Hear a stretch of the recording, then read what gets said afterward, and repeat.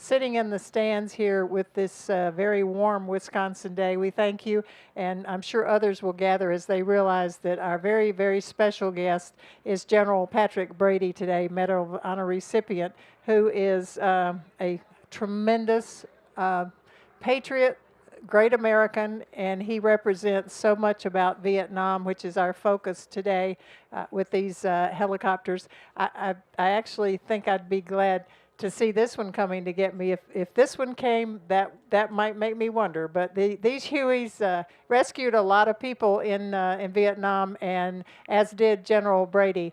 To back up a little bit, my name is Connie Boland. I'm the founder of Warbirds in Review, and maybe happy to be the coordinator here for 23 years. I have a great team of professionals led by Scott Guyette with Sleeping Dog Productions and Air to Air TV.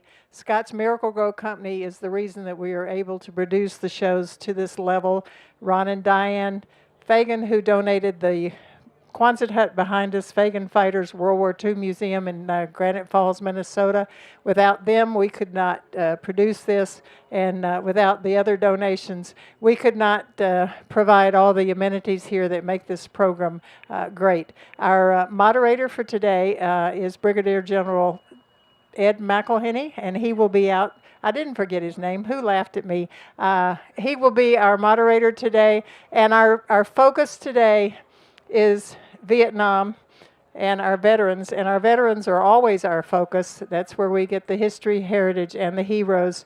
We preserve their stories for all of history, and without the team of the line crew, the volunteers, and all the people that help us here, EA Warbirds of America is about keeping them flying and maintaining a tribute to all of our veterans. So today, our tribute is in particular to Vietnam. And I say again, as we finish up this show, we're going to go until 1 o'clock. And then we ask all our veterans to gather here on Warbird Alley.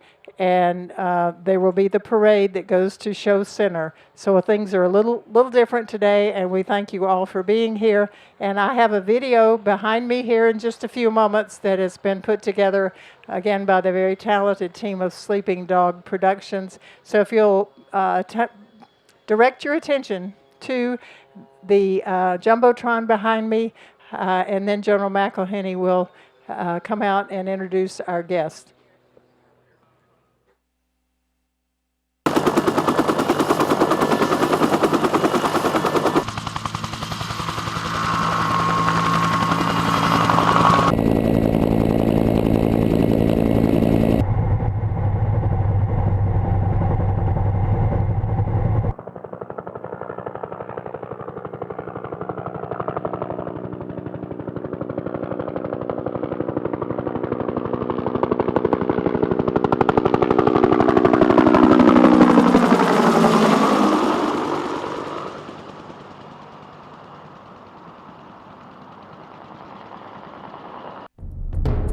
Vietnam is a sliver, a ribbon of a country on the South China Sea.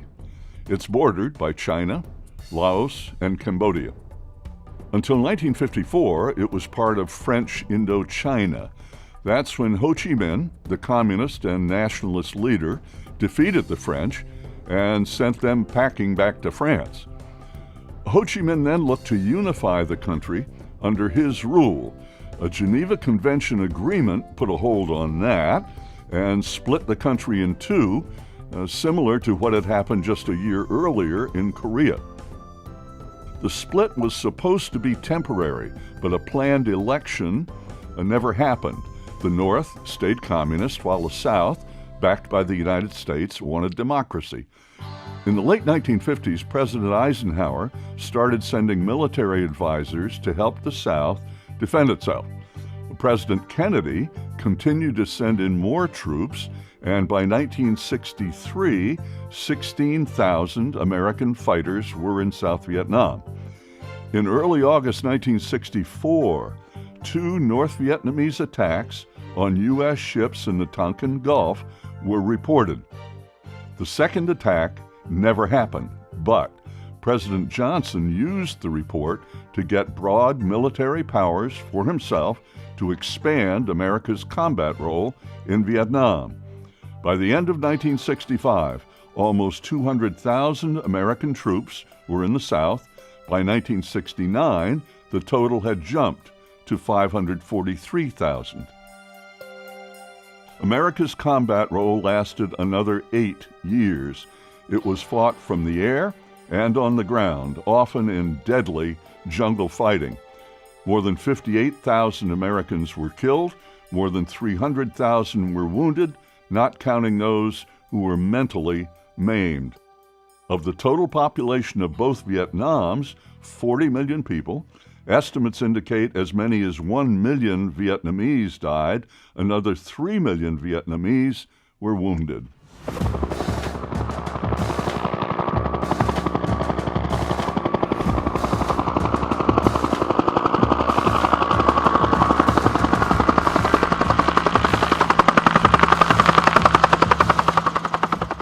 Now, we go to Vietnam. After I get out of flight school, I had about a few hours at Rucker in this bird. When I got to Vietnam, I couldn't even start it. But the beautiful thing about this, we got turbine engines, and when you pull up on the collective, there's none of this shit. You pull it up, it synchronizes, it keeps the RPM constant, and it's powerful. And the Huey would do anything we asked it to do. It was like going from a Model A to a Rolls Royce. When we came out of the old motorcycle grip helicopters, the H-19, the H-34, the H-23, H-13, and we went into this thing, it was just like heaven. So I got checked out in combat missions. I couldn't start it when I got to Vietnam, but I could fly it. This is the most combat experienced aircraft in the history of aviation. With all those fixed wing things all over the place, never done nothing, never been nowhere.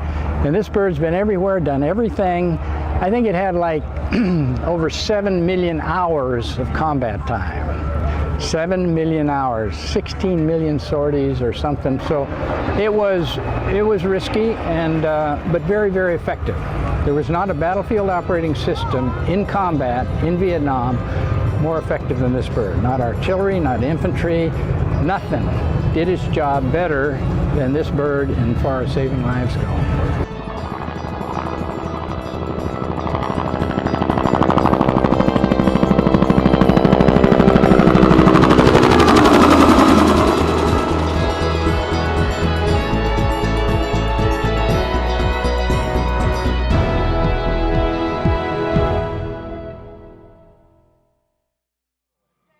And a special one this afternoon. It's going to be a little bit abbreviated, unfortunately, due to some time constraints with the Veterans Parade.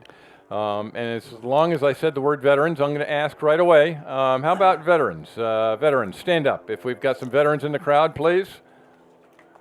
Thank you very much for your service. And speaking of veterans, our guest of honor here, today's, it doesn't get any better than this for me today. This morning we had Willie Driscoll and Duke Cunningham up here, two Navy aces, and a former fighter pilot. It was spectacular. And then this afternoon, who do we have here but a Medal of Honor recipient? And you've seen his introduction on the video. And indeed, Major General Patrick Brady, 6th January 1968, as I remember, was the date that you rescued, I guess is the best word to put it, 51 people out there. Mm-hmm. And you went through how many helicopters? 3. 3 helicopters. And he was awarded the Congressional Medal of Honor for his gallantry in action. So, sir, I say thank you. Thank you so much. You bet. And if you want to take a close look afterwards, you'll see that medal around his neck. And you don't see very many of those out there at all. Today's program, we're going to talk just one-on-one for a little while. He obviously was involved heavily with the aircraft to my left, the Huey, UH-1. And Dave Schmitz, is Dave Schmitz out there somewhere? Right there. That's his aircraft. Thank you very much, Dave. We appreciate that very much. And yeah, we'll be talking about it a little bit. Probably not going to get a chance to do a walk around, but if you'll be available afterwards and people want to ask some questions, I'm sure that would be nice. The other two little birds over here. I've got Pat and Barry Hamrick right there. Thank you very much. Again, I'm not sure how much we're going to be able to talk about. I'll say right now, they look really, really clean and beautiful. So thank you very much for having those there. But the meat of the mission today is going to be Major General Brady and kind of what he did in Vietnam and how things evolved from Korea and how we got to the UE to specifically a mission called Sir Dustoff.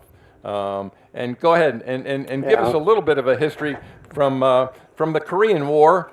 Things were a little bit different. We moved into Vietnam, and we had some different requirements, different aircraft, and he was one of the guys who made it all happen. Well, I'm never allowed to start talking without giving some tribute to the military wife. I've said from forever that Adam's rib was the greatest investment in the history of mankind. And a lot of you know what I'm talking about. I'm looking out there to see if there's any military wives, but thank God we had them. While we were gone, we could do our job. We didn't have to worry about what was going on. They went through a lot more than what we did, in my judgment, the kids, the schools, the sports, everything.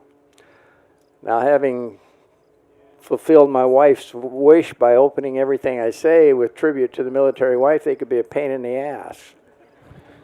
And I can remember coming home, we traveled a lot, and I'd come home and she'd get on my case about being gone so much. And so finally, in frustration, I said, "Dear, you need to get a hobby." And so I came back after a trip and said, do you have a hobby? And she says, "Yes, I do." And she was a city girl, I was a country boy, and I said, "All right, what's your hobby?" She takes me out in the back and she says, "I'm raising chickens." And I said, "Really?" And sure enough, there's 2 roosters and 1 hen. And I said, "Dear, I think you missed the point." She said, "No, you missed the point. One of those roosters travels a lot." But I'm dead serious about the wives. We could not have done what we did without them. Now, this was the bird that they used in Korea, H-13. The problem with this was that the pods, well, there was a lot of problems with this. The patient was put on a pod on the outside of the aircraft on the skids. They didn't fly much at night. They didn't land on the battlefield. They were kind of a backhaul from the aid station. And sometimes the patient would wake up in that pod, and guys who flew these missions tell me that he thought he was in a coffin. And so you can imagine what that would do to you if you woke up and thought you were in a coffin. So the guy's got to land out in the middle of nowhere to reassure the patient that no, he's not in a coffin and he's going to be all right. And then we get this one, and as you heard in the video, do we have some Vietnam veterans here? We got a lot of them, or a few of them anyhow. God bless you guys. I mean, this is, we're surrounded by a bunch of fixed-wing weenies here. The guys are, I mean, I can remember playing golf with a very famous fixed-wing guy, fighter pilot. This upsets him when I start telling these stories. And very famous for having flown 100 combat missions. Give me a break. We're playing, my partner was Mike Novosel, and if you go to Fort Rucker today, that fort is named Fort Novosel. Great young pilot. He actually flew in World War II. He was overhead when they signed the peace agreement. But he and I are playing with this famous fighter pilot from the Air Force who flew 100 combat missions. Between us, we had 5,000 combat missions. So needless to say, we would remind him of that when he was bent over an important putt. But this was such a beauty that if you were shot in a jungle in Vietnam, your chances of survival were greater than if you were in an accident on a highway in America. The unit that I was in, my second tour, we don't have time to go through how it developed, but I got a book, and we'll be selling that book the next couple days, Dead Men Flying. It'll tell you the whole story of Charles Kelly, who it cost him his life, but he saved Dustoff, which was the greatest battlefield lifesaver in the history of man. Over 1 million souls in Vietnam rescued by Dustoff, men, women, children, enemy as well as friendly. We made no exceptions, and we carried a bunch of scout dogs as well. But in the unit that I was in, a 40-man detachment, we had 6 of these birds. At any one time, there were only 3 of them flyable. Now, we had a bunch of young warrant officer aviators. They would land on stumps and they would hit trees. And then we had 117% of aircraft were shot up every month. So with 3 flyable aircraft, 40-man detachment, in 9.5 months, they rescued 21,000 patients. We flew day and night all that time, and every other Dustoff unit in Vietnam was doing exactly the same thing we were doing. There's never been survival like it in any battle in the history of mankind, and thank God, if it had not been for this bird, we could not have done it. It was so quick, it was so powerful, that it would pick up just about anything that they put on it. But we had to learn how to land on the battlefield during combat, and we learned the hard way. It took us a while. We lost a lot of aircraft. In fact, there were 3 times as many Dustoff crewmen wounded as any other kind of crewman over there. So it was we were very busy. All right, I got to say first, it took 8 minutes. I knew it was going to come sooner or later. I'm a fixed-wing fighter pilot, okay, and he's a helicopter pilot. So I'm a real pilot. It didn't take me long, and he's also a major general. I'm a retired brigadier general. So hey, you win, sir. That's all I can say. But in that regard, you know, the evolvement from this Korean War to the missions that you flew, and as you said, hey. In Vietnam, you were able to fly at night. You were to fly in bad weather. How did that evolve? What were the techniques? And I understand that you had a lot to do with some of those techniques yourself. Yeah, this is the difference. Is I said we had to land, and we had to land on the battlefield, oftentimes under fire. So just a very, very simple thing. In the early days, most of our patients were Vietnamese. And so when you would go to an area, nobody spoke English. And I still remember to this day what I would communicate to the Vietnamese guys, cha dia chi kua ong, pop smoke. Now, oftentimes the guy on the ground would pop smoke, and you're in confined areas in the jungle, rice paddies, and so they would say, Dustoff, yellow smoke. And you look down there and you see 4 or 5 yellow smokes. And so we knew that the other guy was listening to us, and we had some bad experiences as a result of that. He would go into the wrong smoke. So finally we thought, this is really dumb. Let's do it this way. Let's say, pop smoke, I'll identify the color. And so then they would throw their smoke, and we would say, if there were several smokes down there, we'd say, I got yellow smoke, is that you? And they would say, yes, come on in. Very simple thing, but very important as we went along. There's nothing more important in aviation than communications. You got to be able to communicate in a way that not only you understood, but there is no way in the world you can be misunderstood. It gets a lot of people killed because they are misunderstood. Now, initially, the approach was like from flight school. You know, downwind, crosswind, final 500 feet a minute into the area. Well, you're a sitting duck. And so the one approach when I first got there that was kind of like a death spiral, they come up over the area. If you're 2,000 feet, you're out of the range of .30 caliber. If you're at 3,000 feet, you're pretty much out of the range of .50 caliber. Those were the two things we had to worry about, RPGs. The Air Force guys had to worry about 20 millimeters and things like that. Thank God we did not have to deal with those, but .30 caliber, especially .50 caliber, would knock you out of the air for sure. So this was the approach.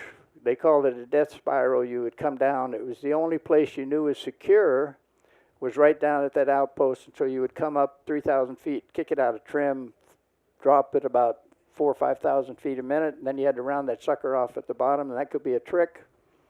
The last thing you want to do is flare it, because then you would go into a float and you'd be sitting at about 50 feet and you'd still be a sitting duck. So I was out flying one day, and it was not a good day. The first thing that happened, we lost our servos, and I was a young pilot. If I'd have known, you know, it's very hard to fly a helicopter without servos. It took two of us on the controls to control that thing, but we could have flown it back to Saigon, but we were having a hell of a time holding that thing together. And we found a grass strip, so we took it into a grass strip. They brought us another helicopter, and we went back for the patients that we were after the first time. And they were in a tree line like this. The enemy, as we didn't know, was mixed in with the friendlies, and we did our flight school approach, and when we're going into the area, my co-pilot gets shot. So I have to take him to the hospital, and the aircraft is damaged. I get another aircraft. The patients are still there, so we got to go back and get them. And I'm thinking, damn, I just don't want to go back in there, because the enemy are mixed in with the friendlies, and it just wasn't a good deal. But I remembered on the approach with him, away from the pickup site was rice paddies with burns like this. And the pickup site was here, and there's trees here, elephant grass. So the key was to put your eyeballs in the enemy socket and try to imagine what you could see if you were him looking at you. And I thought, here's what I'm going to do. I'm going to go a couple miles out away from the pickup site, drop down on the deck and kind of hide behind those burns as we go into the area, get in there and turn the tail boom into the fire. You always did that, so that the bullets didn't come through the windshield, they go through the transmission, and the crew was secure. And we got in there just doing that. They call it later on a snake approach. And we had gunship support. They got shot up, but we didn't. And we got in there, and we got the patients, and we got them out. So that's a different kind of approach as opposed to this. Yep. How about armor? You know, you're talking about bullets flying by and all that stuff. How much armor, and did you wear a vest the whole time you were there? No. We had, first tour, we had a flak vest. A .30 caliber would go through one end of the flak vest and through your body and out the other end. So it was not protection. The second tour, we had a sliding, some kind of plastic that would stop a .30, but it would not stop a .50 caliber. Now we had our pistol that we always carried, and we would put that right there, and you can probably figure out why we did that. And other than that, you had what we called a chicken plate, which would kind of fit into your armor. But the ones, when I went back the second time with the young people, the thing was killing our people more than anything else was night and weather. And we were in the mountains this tour, and night and weather was really a hazard. As I said, killing more of our crew members than the enemy was. And I'm scared to death because I got a bunch of young pilots. They all graduated from flight school on the same day. Every one of them thought they were handpicked to fly Dustoff. Every one of their names started with an S.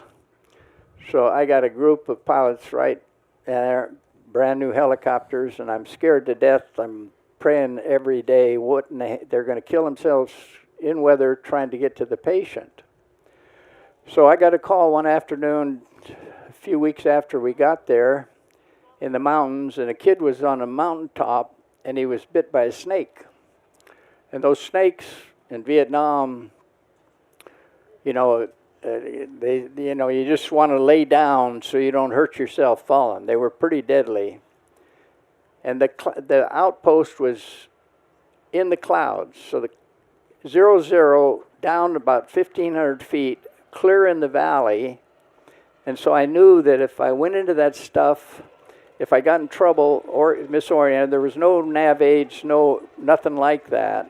And as you pilots know, that if you don't have that kind of help, you don't know if you're upside down or right side up.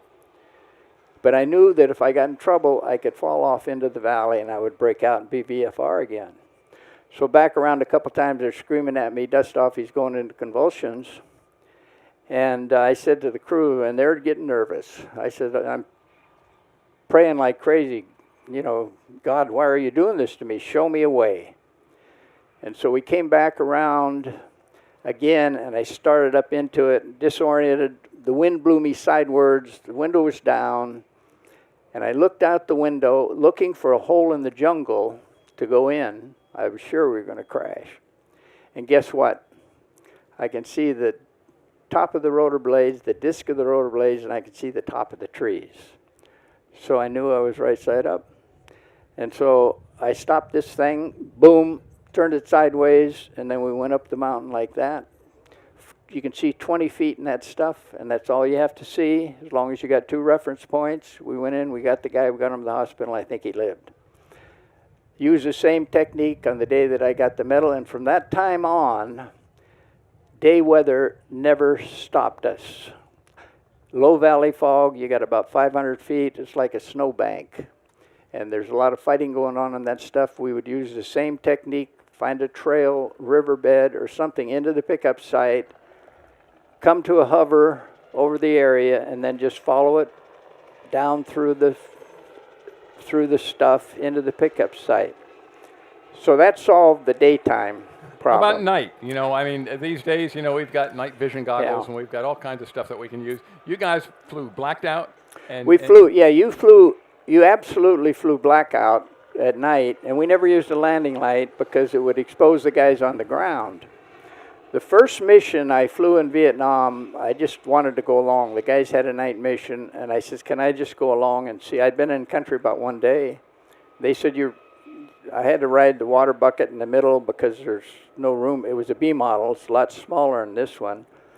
And we had all our lights on. Rotating beacon, the outside lights, everything into the area. We're like a Christmas tree. And coming out, they just filled us with holes. And so I thought, damn, you know, regulations say you're supposed to have your lights on, but you don't have to have, you know, that's stupid. So from that point on, we flew blacked out.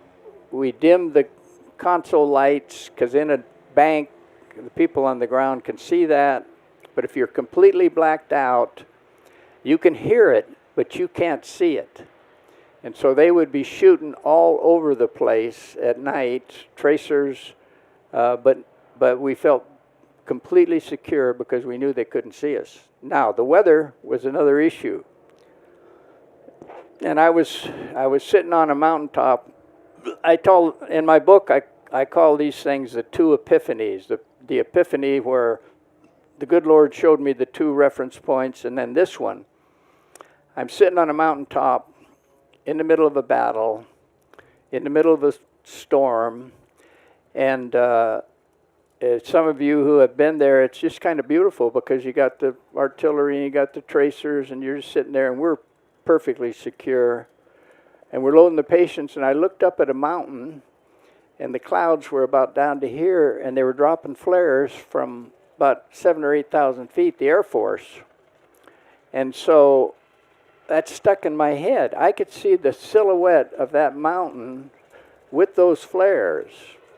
And so a couple weeks later, we get a call from the 101st, and they got a bunch of wounded. They're out in the valley, and it's in the middle of a tropical storm. The aircraft had all been grounded. And so I start out and trying to keep under it, following rivers in. I couldn't do it. It was just like ink. Windshield going, rain beating against the aircraft. We'd keep I would keep a light in front of me, and the guys in the back would lay on the floor and watch for lights behind us. And then when it just turned ink, we had to turn around. And then I remembered that mountain and that flare, and I knew how I was going to do it. So we went back. We had a D model Huey that didn't have a transponder. I got a better aircraft with a transponder, and I went to about, mountains were about 5,000 feet. I gave myself about 1,000 feet, got radar control to guide me out to the general area of the pickup site, and told the Air Force, which were about at 9,000 feet dropping the flares, I says, keep the flares going, we're going to try it. So we would circle around the flares going down through the mountains. We could see the mountains. And then when we got to a certain point, we would use the FM Homer to get into the area to pick the guys up. Now, it took a while to train the Air Force. You know how that is. You get at about 1,500 feet and the lights would go out. And so with this thing, you just stop it and straight up, no ITOs, just friggin' straight up, because any direction you went, you're going to hit a mountain. And so then they got in sync with me, and we did it. We made 4 trips in there that night. We got everybody out, and from that time on, night weather never stopped us. So we got the day weather solved, we got the night weather solved, and as I said, we're able to rescue 21,000 patients.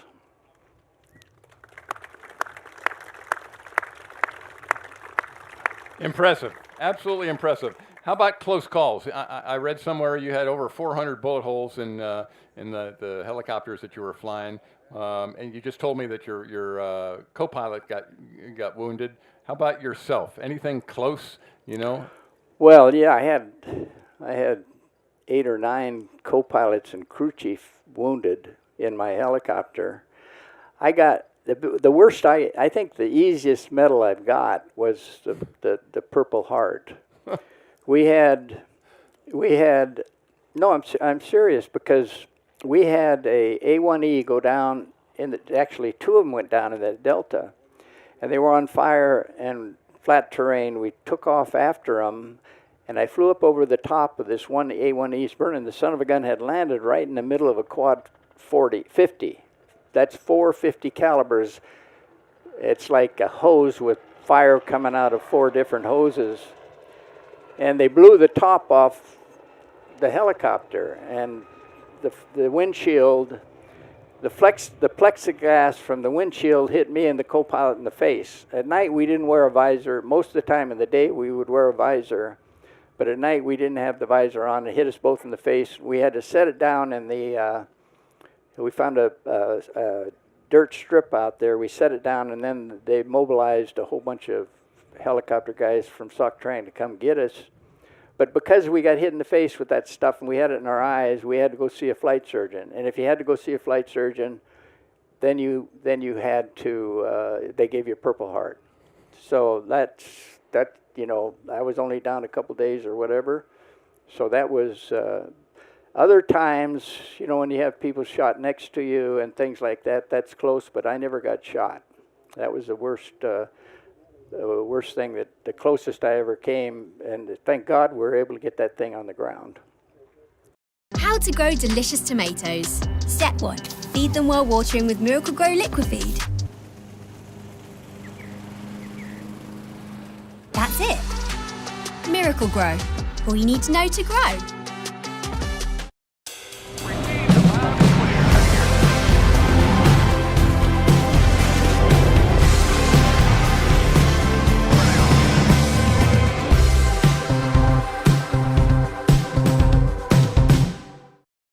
But I know you're highly involved with a museum, and it's called the Medal of Honor Museum. And I wanted to give you an opportunity. First, I want to thank you for wearing the shirt over there. He's got an American Airlines shirt. Military and Veterans Initiatives Department took care of it, and they still pay me a retirement, so I appreciate that very much, and I appreciate them bringing you here and home.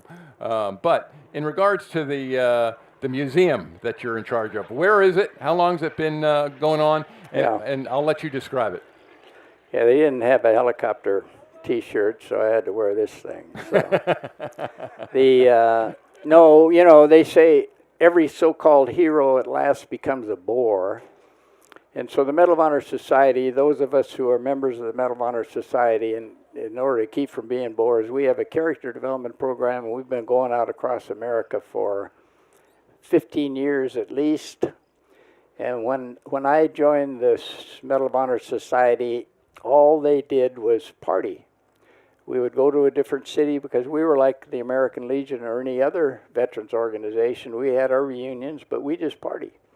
And when you party with guys like Pappy Boyington, Commando Kelly, Scooter Burke, I mean, these guys were world-class partiers. So we would leave a city with nothing but a hangover. So one year we went to Philadelphia. And the mayor there said, a guy named Ed Rendell at the time said, would you guys like to go with us at midnight on a drug march through the ghettos of Philadelphia? So 8 or 9 of us said, yes, we'll go. So, boy, we saw some really weird things at midnight in Philadelphia.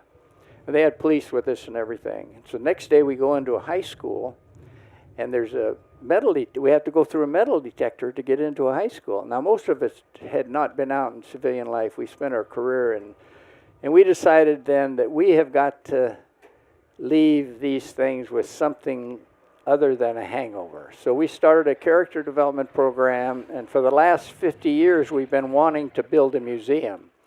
And finally, thanks to some great people in Arlington, Texas, particularly the Jones family, the people who own the Dallas Cowboys, they have started. You can see it online. It's coming up. It's almost built, but it's going to be different than most museums. It's not going to be a bang bang heroes thing. We're going to focus on the values side of valor, and we're going to show young people.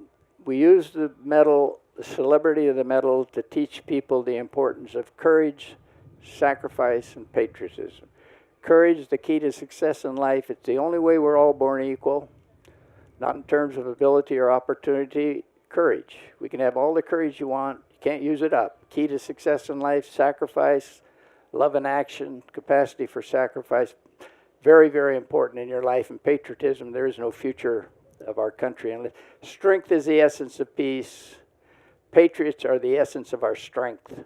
We've got to raise people that love our country and will support and defend our country. Getting more difficult every year. And I'll tell you a war story about a great patriot.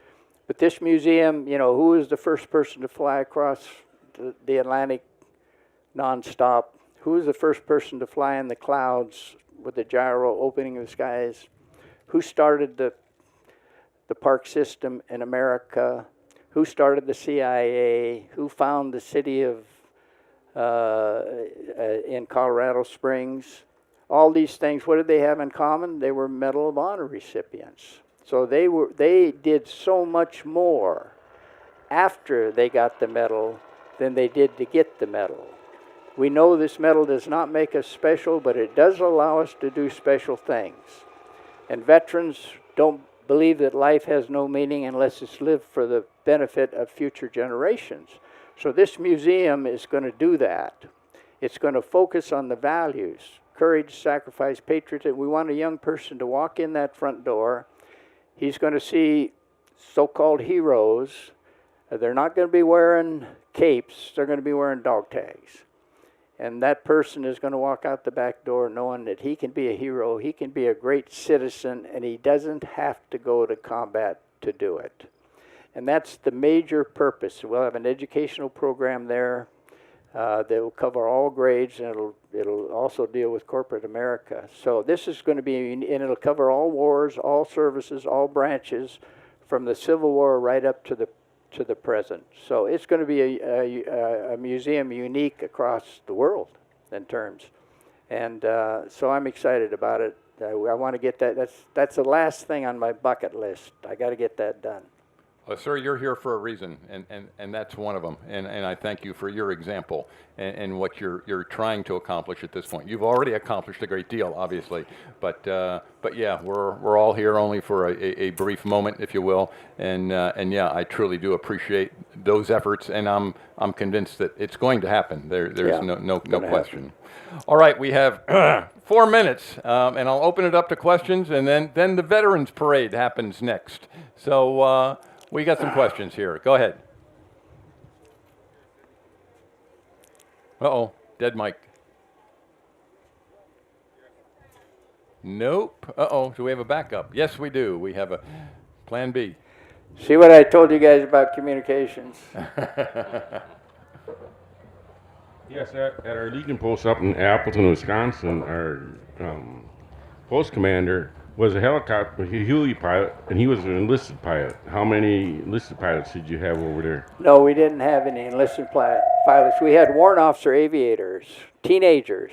I had to deal with teenagers, warrant officers, and they were probably the greatest pilots we've ever produced, but not enlisted. They were warrant officers. Okay, we've got one right here. General Brady, I was one of those pilots from the 114th that night down at Canto, where you come in with Ernie Sylvester with the top out. And you mentioned Scooter Burke. He was in the 114th in the original group, went over in '63. Was he a Medal of Honor winner later on? Yeah, Scooter Burke got the Medal of Honor in Korea, where he, I think, single-handedly killed about 80 or so Chinese in an attack in Korea. He wasn't a Vietnam guy. He later was a very important guy in the Pentagon. He ran what they called the snake pit, which was the liaison between the military and the Congress. You didn't do anything unless you went through Scooter. Now, having said that, the guy was a world-class drinker, too, and I've had many bad occasions where I was trying to keep up with this guy. Was he a helicopter pilot in Korea? No, he was not a pilot. He was a ground pounder. Okay. All right. Other questions out there? No. Well, we got one at the very top up there. A couple of them up there. Do we have any Vietnam helicopter pilots here? Yeah, there's 1, 2, 3, 4, 5, 6. Outstanding. All right, go ahead. What was your average time from pickup to getting to the field Oh, hospital? all right. That's an important thing. They call the golden hour. So if a guy is wounded and you get him to a hospital in that golden hour, he's more than likely going to live.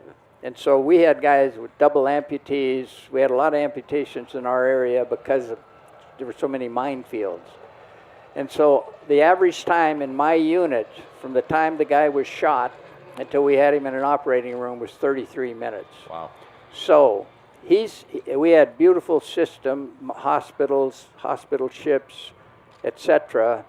And he was going to live, as I said, no matter how sucking chest wounds, belly wounds, whatever, amputees, as I said, a lot of them. But 33 minutes was the average time in my unit from the time the guy got shot and we had him. We were off the ground in this thing in 2 minutes. You can't do that with other helicopters. This thing could get off the ground in 2 minutes. Shit, if you go to a Black Hawk, that damn thing could take 10, 15 minutes to get off the ground. I mean, give me a break. All right, we got one more here. I think that'll be about it. General, I want you to tell us some more about these helicopter crew chiefs and machine gunners that kept your sweet butts alive. Well, we didn't have parachutes in our helicopters. Our crew chiefs were our parachutes. And now, I wish I could tell you a story. I could tell you stories about crew chiefs and medics all day, but we don't have time. But the best trained soldier I've ever been around in my life, and I think most of them were trained at Fort Rucker in those days, now Fort Novacell, were the crew chiefs. And if you read my book, you'll see what these guys did, not only in combat, but what they did in building an area for us so we had a place to sleep, place to eat, and stuff like, because we got to Vietnam and they pointed to an open field next to a helipad and said, that's your home. And so these guys could do anything. Plumbers, carpenters, I don't care. They could do anything. And best trained soldiers that I've ever been around. And if you get my book, you'll see that I've got some quotes in there from some of the great crew chiefs I served with. Thank you, sir. Thank you, sir. Not working? All right. I think she's giving me the hook here, I think. Yeah, that's it. But before she does that, I'm just going to sit there and say, General, thank you so much for putting up with a fighter pilot for the last 40 minutes. It's hard. Yep, I agree. But thank you, sir, for being an example and what you've done. You bet.